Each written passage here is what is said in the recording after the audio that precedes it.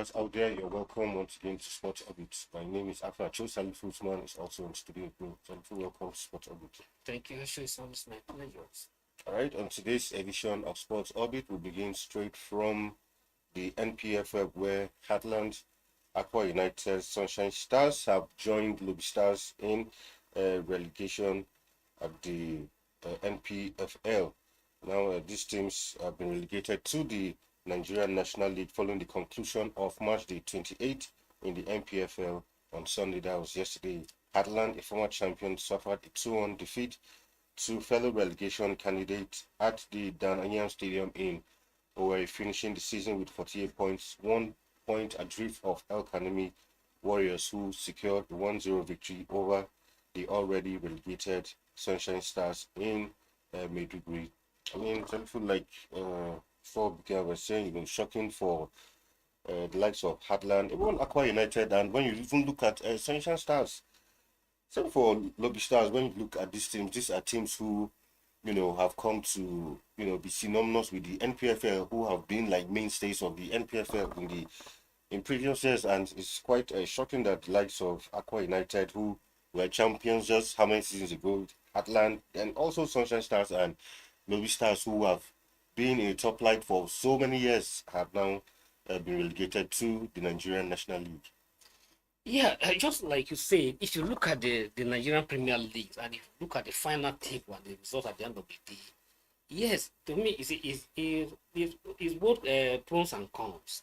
Why it favors some people is also with disadvantage. It's also, to me, I also see it as an improvement in the Nigerian football, in the Nigerian Premier League. Yeah, what I mean by it's an improvement, and it's going to show the credibility of the league. Yeah. And what I simply mean by it get to show the credibility of the league, that when you see the club like Heartland, club like Akwa United, club like Lobi Star, club like Sunshine Star, yes, in as much as, with all due respect with the other Premier League, in as much as there's no any particular candidate for relegation.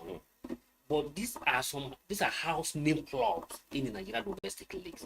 And for those clubs, that sometimes even in the Premier League, when the league is starting, there are some clubs that even you have to predict that you can never assume that those clubs will going to fight for going to go on the relegation. But for a club like Sunshine, Lobi Stars, Sunshine, Akwa United going relegation this season is quite disheartening and it's quite unfortunate. And like I say, it's get to show that yes, there's an improvement in Nigerian league, that yes, if you fail to plan well, and if you fail to have the right materials, you definitely have to suffer it. And just exactly what we have seen in the case of Heartland.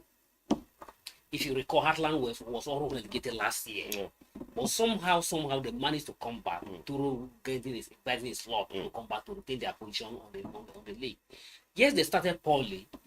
Get a one of the finest Nigerian coach that anybody can think of.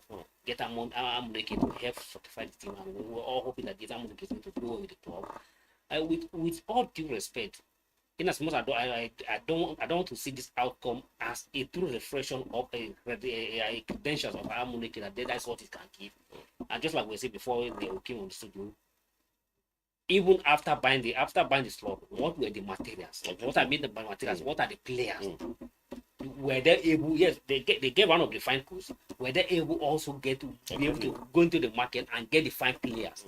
And just like we also see, even the Mourinho of this world, we also see how Mourinho is strongly in Fenerbahce, but he's one of the best coaches. Even we Pep Guardiola of this world, we also see how Pep Guardiola struggled this season because some of his major players were injured. So even though as good as you are, if you don't have the right materials, you also get stronger. And that's, to me, that's what I have to see that what happened to Akwa United, like Heartland. In as much as we feel that Emmanuel Emuneke is one of the best coaches we have in this world, we have the best, one of the best we have. But if you don't have the right materials, you can't seem to do the magic. And that's, to me, that's what happened there. In the case of Akwa United, yes, Akwa United, you remember, the coach that they started with was not the coach that they ended with. And at the same time, there was also a problem of management. There was even a time where the fans will even revolt against the management of the club, demanding for the sack of the chairman of the club and as well as the commissioner of the club. But unfortunately, the state government who own the club has another differently. Instead of sacking the chairman of the club, get the chairman of the club promoted to become the commissioner of the club, overseeing the club. and the commissioner in return sacked the coach, whether it's sacked, but the coach resigned. Actually have to Shaw has to resign, and their former coach Kenneth has to be brought back. And but behold, they couldn't survive the relegation. Now they are going back to the same sunshine started the same thing. But Lobi Star was when how Lobi Star started probably from the start of the season. But if you have to even last season they escaped relegation by Whisker. They almost they got the other 2 seasons ago. 2 seasons ago. That was 2003, 2022. They escaped the relegation when Dominic Amiga was brought in. They escaped the relegation. The last season before the end of the season, they did well. But this season, there was a change of management because of the state government. And due to the change of management, with all due respect to the current management, I'm not saying they don't know anything about football, and I'm not saying they don't know how to club management. But somehow, they will not be able to retain the clubs to retain their status quo in the Premier League, and now they are global. Dana Mokashi was there.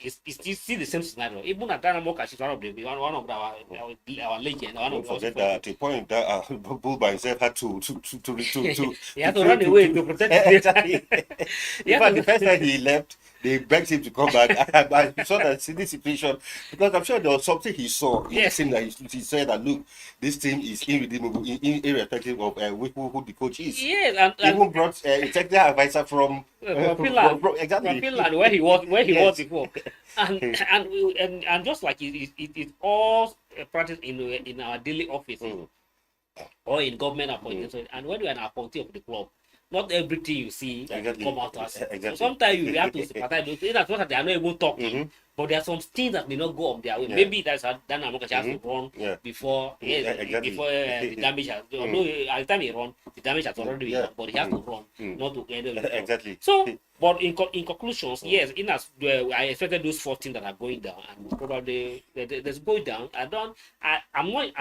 not in support of any suggestion. I don't like those who after get relegated that you now buy a slot. I think the Nigerian Football Federation and the league body needs to find a way to prevent this.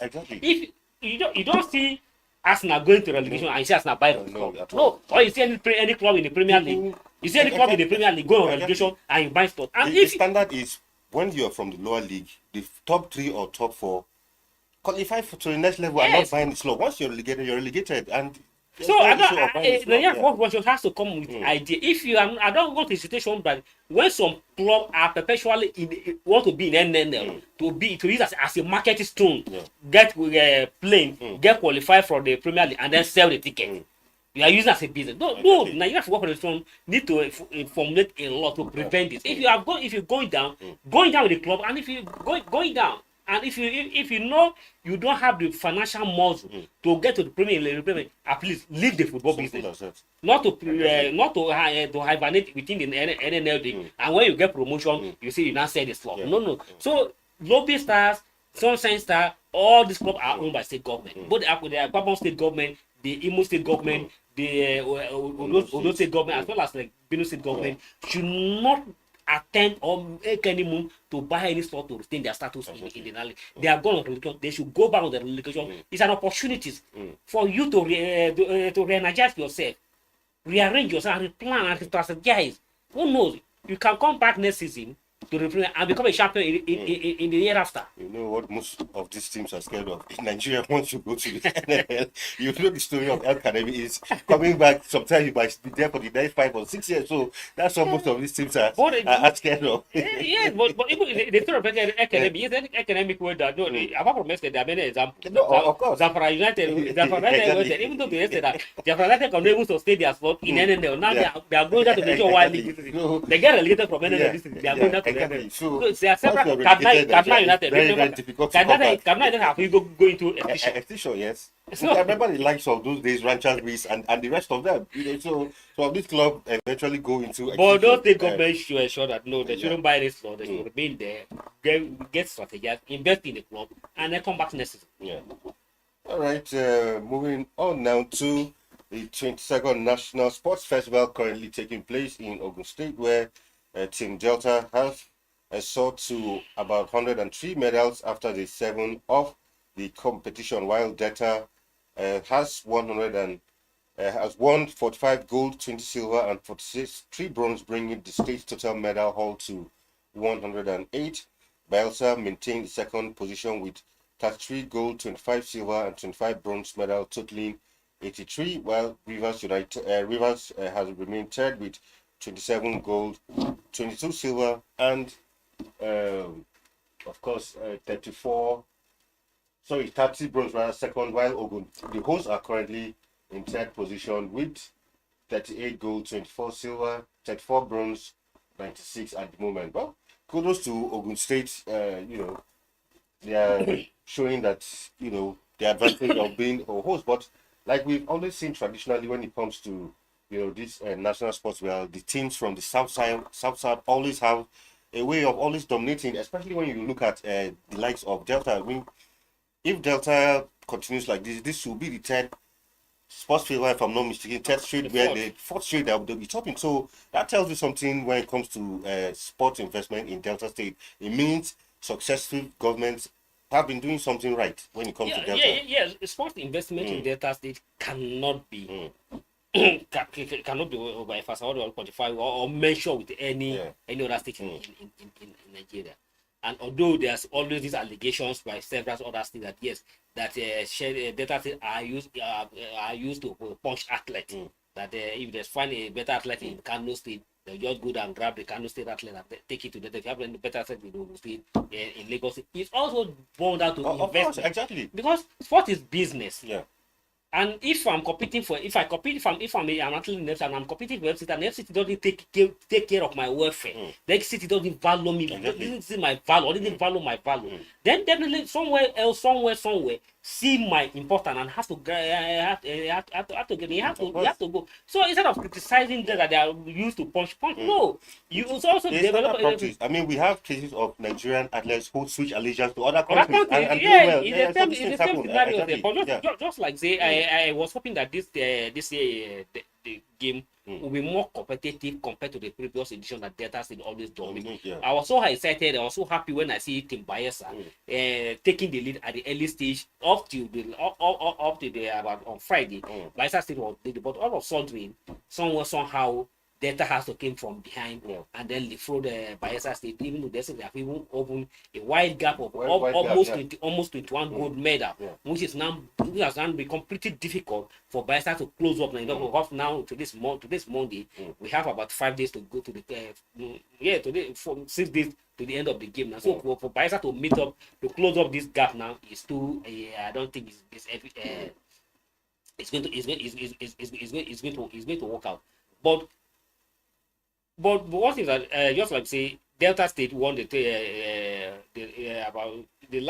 one that 2018 edition that was set in Abuja here. Then the one they held in 2021, the 2020 held in 2021 in the Edo State. It was also the same Delta. Delta hosted 2022, the same Delta, and now again in Ogun State. I hope that the Yoruba people will register this time around, that the Igbo people will not come to the southwest and take up the medal. But unfortunately, even Lagos that is close to Oyo, we're not even well close to the. We can't even see them within the top 5. So if you look at apart from Ogun that is a whole state that is within the top 5, every other state that every other state that are within the top 5 are all is team from the south. And that is a clear indication of investment of sport. And even most of our national teams, most of our national athletes are all from the south. Are all from the south. So if you look at it in the top 10, no any northern state in the top 10. No any northern state came in the top 10. Even the FCT that is making the FCT are just in 11 position on the log. So we have said severally that, and even in the northern state here, this will have major problem of insecurities. Boko Haram bandits here and there, out of children that we are talking about is more pronounced in the north. We have in the highest numbers of Al-Majid moving on the street on the daily basis, begging for food. Why when there's opportunities for the state government and for the leaders, it might not even be necessarily the state government, the individual, the philanthropist, the individual, the well-to-do individuals in the north can invest those athletes, those people moving on the street. You can invest on them Put them in, but I'm not talking about saying put them into school. Yeah. If you don't have money to put them into school, or if you don't even have money to sponsor them to school, you can create a place for them to come and pray on a daily basis, train them, provide a special special training for them that they can. Someone house, everybody have a talent in any degree you see on the street have his own talent. Exactly. That someone also have the can be able to identify the hidden talent in them. Sport. But unfortunately, the northern leaders, even the businessmen who have money, who have the government, have refused. That's why all the noise within or all over the world that sport is becoming a business. Sport is now the largest employers of labor. But you hardly see the northern government and their individuals and their investing in this for taking opportunity of this. And that's why you can see there. It's always all the time. It's always the south state doing well in sport development, and it reflects on our national team. Exactly. And although I'm even happy that unlike what we shout more when it comes to appointment about the federal character, it's less pronounced when it comes to those who represent Nigeria in sport. All right, moving on now, where the National Sports Commission is contemplating the inclusion of foreign-based athletes in future editions of the National Sports Festival. Chairman of the commission, Shehu Diko, made the announcement yesterday in Abeokuta while speaking to reporters at the ongoing and 22nd Sports Festival. He emphasized that the festival's purpose extends beyond merely securing victories. It aims to provide an essential platform for showcasing the nation's talent. Well, for me, I think I have a different opinion of this. I mean, things like this should be an avenue for discovering local talents based here, because by the time you start bringing in talents from athletes from the diaspora, for me, it defeats the original purpose of the sports festival. Well, the original purpose of the sports festival is for unities and connections. Yes. And at the same time, then giving the youth opportunities to develop their skills. But just like you see, I 100% will agree with your point and have a contradicting what this was trying to say. I don't feel that it's necessary. Exactly. I feel important to invite our foreign-based athletes or our professionals to come and compete in local organizing competitions. So what are you telling me is improving? Or what are you telling me the world record? Amusa to come and compete. Exactly. Because by the time this happens now, you see that just like we have it in national team, before you know, local talents won't have opportunity again, because the likes of Oguna will easily say, okay, Toby, come and represent us. Every state who have foreign base will start calling them, come and represent us. And before you know, there won't be any chance for local talents. You can see the case of the 13-year-old girl or 15-year-old girl, the weightlifter, who won silver and went back. She's still in secondary school to write her WAEC. Right. This is the purpose of the National Sports Festival. I'm going to bring talents from the diaspora who are already established. Most of those athletes they are talking about, all of them competed in the National Sports Festival before, and some of them get exactly. So the idea, forever when this idea is coming from, in as much as it may sound good to the ears of some people who hear it, but logically and tactically, to me, it's off mark. Completely. It's completely off mark. There's no need. Why are you calling Usime to come and play football to represent to represent those states in the National Sports Festival? And just like this is the same scenario that we now that's likely contribute to the dwindling of our Premier League. In the past, we have almost 70% or to 60% of the national team are local based players. But today, if not just thank God to the new coach now, Chair that was given in his last invitation that has given almost 60% opportunity to the local player to come for the Unity competition. If not, and they can still be training materials when the proper competition comes. But and it becomes a scenario once you are playing in the Nigerian Premier League, it's not a call that it's not if you are banned not to play in the national team. Exactly. But and most you now see that, and that's one more reason we now see most players after playing from Nigerian league season to season, you see them going into Cyprus, go into some obscure league. Just in the name that I'm now a foreign-based player. So at least Shehu Diko and your team, yes, you mean well, but this is completely off. So completely, I agree with you. Now to some golf news, where members of the IAB International Golf and Country Club have appealed to FCT Mr. Nyesom Wike to consider their request for the reopening of the club. This plea follows a week-long petition signing initiative that held at the Moshood Abiola Stadium, during which over 2,000 members voiced their support of the club reopening. Petition drive commenced on Tuesday at the stadium's practice pitch and concluded on Saturday. The members have underscored the significance of reopening the club and praised the president of the Nigerian Golf Federation, Otumba Rusewe, for forming a committee led by Air Vice Marshal B.D. Solomon to spearhead the conciliation efforts. Well, a lot of issues have bedeviled the IEB Golf and Country Club in recent times, and that led to the minister. But I mean, during his last press briefing, according to him, the reason the minister gave was he said the place is overdue for renovation, so it had to be closed down. Well, sometimes in Nigeria, if people tell you want to renovate something, there could be some other hidden motives. Look, let's be frank and call the spade a spade. The obvious things that, in as much as I 100% support the call for the reopening of that golf club. And the most reason, apart from the business, apart from because some people's livelihood is tied to that golf. Yeah. Now you cannot imagine if you cannot imagine on the daily places, not less than, I think in that club has not less than about 200 or up to 400 caddies. Yeah.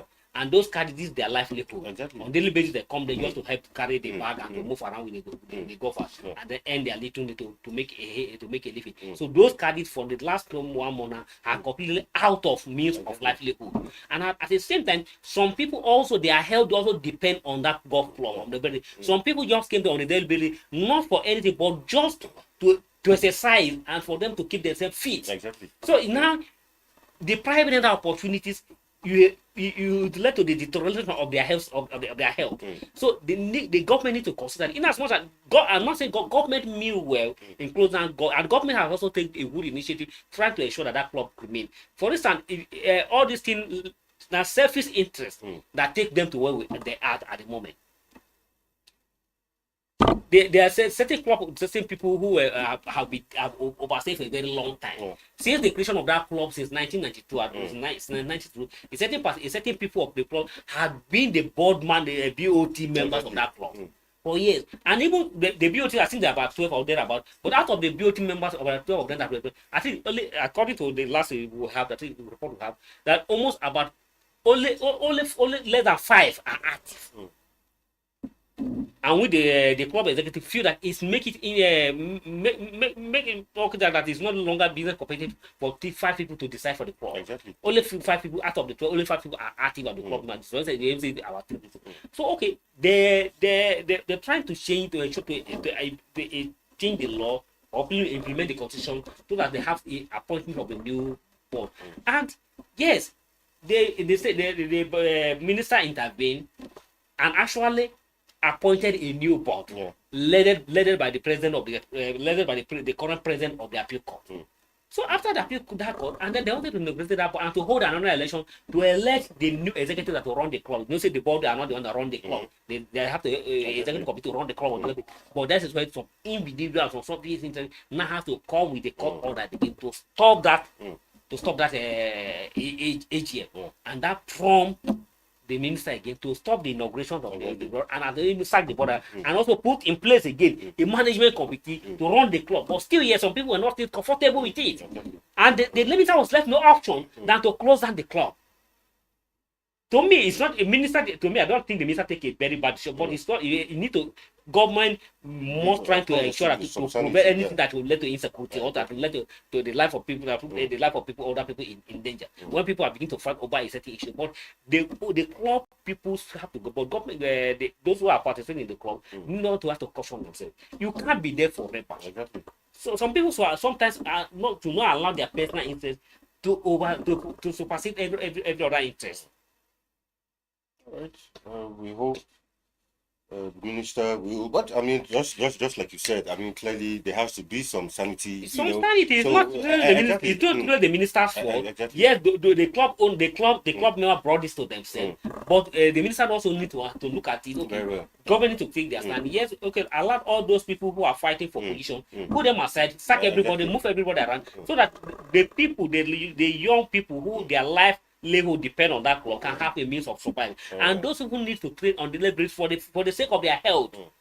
So I shouldn't begin to have so many people collapsing on the daily basis. But some people need to come there on daily basis. If start playing golf on one day, it take a lot of things on their health. It take a lot of things on their health. All right, let's go to some EPL news. Of course, yesterday the 2024-25 season concluded with the likes of Chelsea, Man City, Newcastle United qualifying for the Champions League. Well, for Aston Villa, hard luck to them. Apparently, United spoiled their part yesterday, and Unai Emery is trying to lay a complaint. I don't know if he wants a replay of the match. I don't know what he's complaining for, maybe referee or whatever, but clearly they lost out, and United not going to Champions League, but spoiled their party. But the Red Devil, to me, I'm not happy.